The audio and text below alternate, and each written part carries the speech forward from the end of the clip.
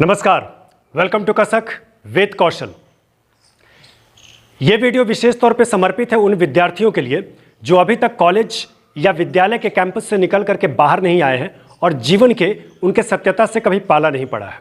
ये वीडियो आपको विशेष तौर पे इसलिए भी देखना चाहिए क्योंकि ये बातें हमारे देश के महान उद्योगपति श्रीमान रतन जी टाटा के द्वारा कही गई थी एक सेमिनार में। आप भी सोच रहे होंगे कि स्कूल और कॉलेज की बातें भला क्यों सुने, 2 साल से तो स्कूल कॉलेज बंद ही है। तो आपके ज्ञानवर्धन के लिए बता दूं कि स्कूल जो विद्यालय का एक अंग्रेजी रूपांतरण है, आपको ये जानकर हैरानी होगी कि ये शब्द ग्रीक शब्द स्कोला या स्कोले शब्द से लिया गया है, जिसका अर्थ होता है छुट्टी।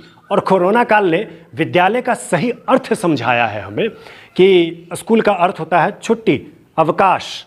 इसी रोचक जानकारी के साथ में वीडियो को आगे बढ़ाते हैं और शुरू करते हैं। पहला पॉइंट, परीक्षा। परीक्षा से सबको डर लगता है। क्लास में आप 1-2 नंबर के लिए जहां टीचर से लड़ जाते हैं, जहां केवल नंबर हासिल करना ही सबसे बड़ी उपलब्धि मानी जाती है। कई बार ऐसा होता है कि आप अपने वर्ग में अच्छा नहीं कर पाते हैं और सबसे पीछे आ जाते हैं या फेल हो जाते हैं। जिस प्रकार से परीक्षा में हमेशा आपके मन मुताबिक नंबर नहीं आते हैं और कभी हताश हो जाते हैं तो कभी खुश भी हो जाते हैं।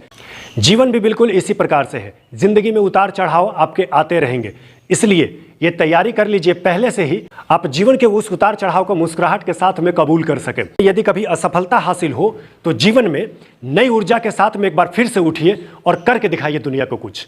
पॉइंट नंबर 2, विद्या धन अर्जित करने के पीछे सबसे बड़ा उद्देश्य होता है धन अर्जित करना, ताकि आर्थिक स्थिति हमारी सुदृढ़ हो सके। और यदि अभी तक आपके मन में यह विचार चल रहा है कि यदि मैं शुरुआत करूंगा तो 5 अंकों की पगार से ही शुरुआत करूंगा, तो एक बात जान लीजिए दोस्त कि जीवन में कभी भी कोई चीज एक पर एक हासिल नहीं होता है।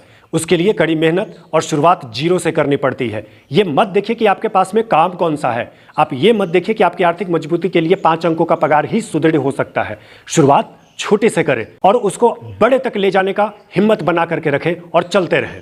पॉइंट नंबर 3, आपके वर्ग में सिलेबस होता है। शिक्षक पहले बता देते हैं कि आपका क्या सिलेबस है और उसी सिलेबस की तैयारी करके आप परीक्षा में बैठते हैं, लेकिन जीवन में आपके साथ में ऐसा नहीं होगा।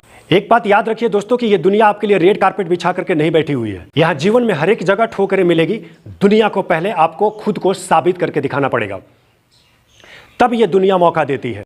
इसके बाद आपको दुनिया सलाम करती है।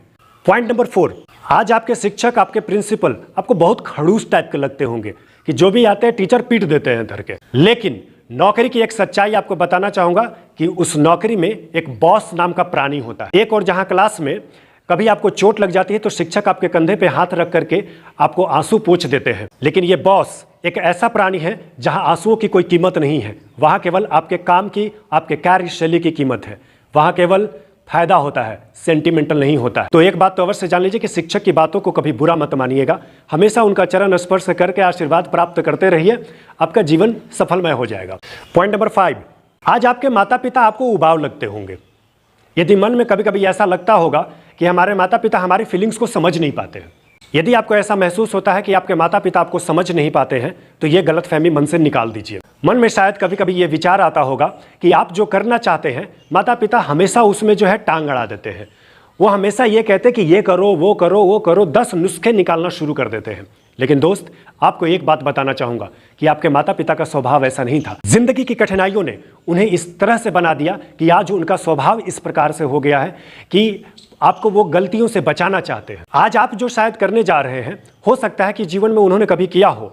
उनका उद्देश्य केवल यही होता है कि आप वो गलती ना करें और अपने जीवन में सफल हो जाए। तो अपने माता पिता के स्वभाव को इस प्रकार से मत आंकिए कि वो ये चाहते हैं कि आपके जीवन में कभी सुख ना हो। वो हमेशा आपके भले के लिए कहते हैं।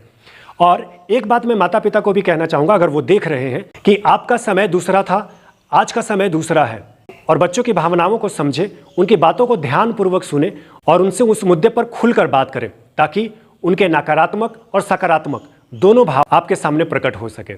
यदि ये बातें आपको अच्छी लगी है तो कृपया करके लाइक, सब्सक्राइब और शेयर जरूर कर दीजिएगा। आपका बहुत बहुत शुक्रिया, बहुत बहुत धन्यवाद। Thank you.